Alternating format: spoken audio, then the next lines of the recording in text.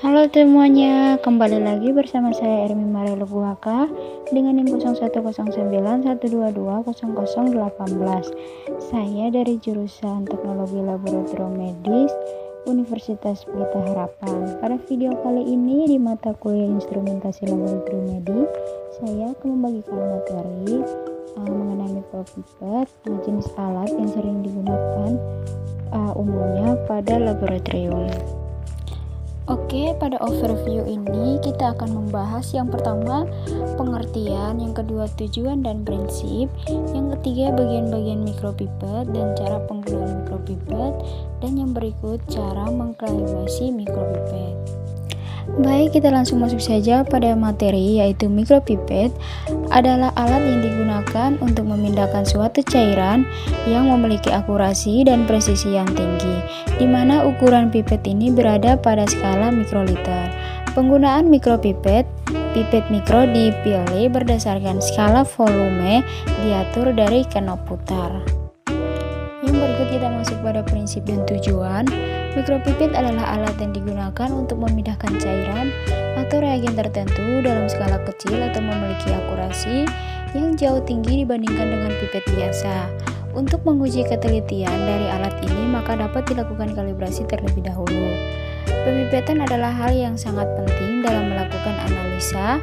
Seorang tenaga analisis kesehatan harus memahami dan menguasai teknik pemipetan yang dilakukan secara akurat dan tepat. Yang berikut bagian-bagian dari mikropipet sesuai pada gambar di samping. Bagian A yaitu plunger button berfungsi untuk mengambil volume cairan dengan cara menekan bagian atas lalu menariknya hingga cairan berada pada tip. Bagian B yang disebut tip ejector button untuk melepaskan tip setelah digunakan. Yang bagian C disebut skala volume yang berfungsi merupakan bagian yang menunjukkan angka volume cairan yang akan diambil. Yang ke D yaitu kin pengatur volume merupakan bagian yang diatur untuk taatkan skala pengambilan volume cairan yang diinginkan. Yang ke E ada ujung batang merupakan bagian untuk memasang tip, dan yang ke berikut tip yaitu berfungsi untuk menampung cairan atau reagen yang dipipet. Penggunaan tip harus diperhatikan pasangan warna depan dan mikropipetnya. Mungkin bagian F-nya tidak ada pada gambar, namun teman-teman pasti tahu ya tipnya itu apa. Yang berikut kita masuk pada cara penggunaan. Yang pertama, menyiapkan alat dan bahan yang dibutuhkan terlebih dahulu ya. Yang kedua, memegang mikropipet dengan cara seperti ingin meninju kepada ibu jari berada pada bagian pengatur volume. Yang ketiga, memasang tip yang sesuai dengan mikropipet. Yang keempat, kemudian untuk mengambil larutan maka dapat dilakukan dengan menekan tombol plunger button lalu menahan agar larutan tidak keluar ke sembarang area. Yang kelima, memasukkan larutan yang telah diambil ke wadah yang baru dengan melepaskan tekanan secara perlahan dari plunger button. Setelah proses pengambilan larutan selesai, kemudian lepaskan tip dengan menekan tip ejector, maka tip akan otomatis terlepas. Apabila tip menyentuh bernak atau barang lain sebelum menyentuh larutan yang dimaksud, maka tip bisa diganti dengan tip yang baru. Yang berikut kita masuk pada proses kalibrasi.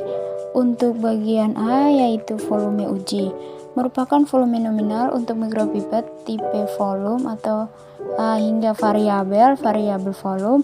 Setidaknya ada 3 volume yang harus diuji, seperti volume nominal sekitar 50% dari volume nominal, kisaran batas bawah volume yang digunakan atau 10% dari volume nominal atau mana yang lebih besar. Yang berikut masih pada proses kalibrasi untuk bagian B, yaitu jumlah pengukuran per volume uji.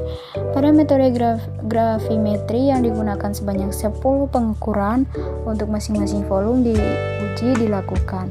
Pengukuran ini dilakukan untuk menghitung kesalahan sistematik dan acak pengukuran sesuai dengan klausul 4, yaitu pre-weighting, penimbangan, dan metode pengambilan cairan.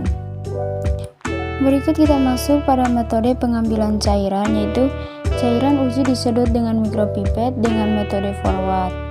Pada dasarnya setiap mikropipet memiliki skema untuk pengisian dan pengosongan cairan yang diuji. Diisikan dengan menekan sampai dengan stopper A, kemudian petan pendorong ditarik perlahan.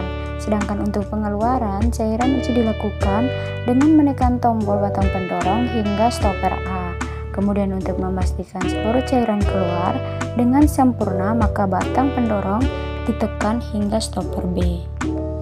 Yang berikut ada pre-weighting, yang ini merupakan proses untuk pengambilan data yang dimana pembahasan atau pre-weighting dilakukan supaya terjadinya keseimbangan kelembapan di dalam rongga tip.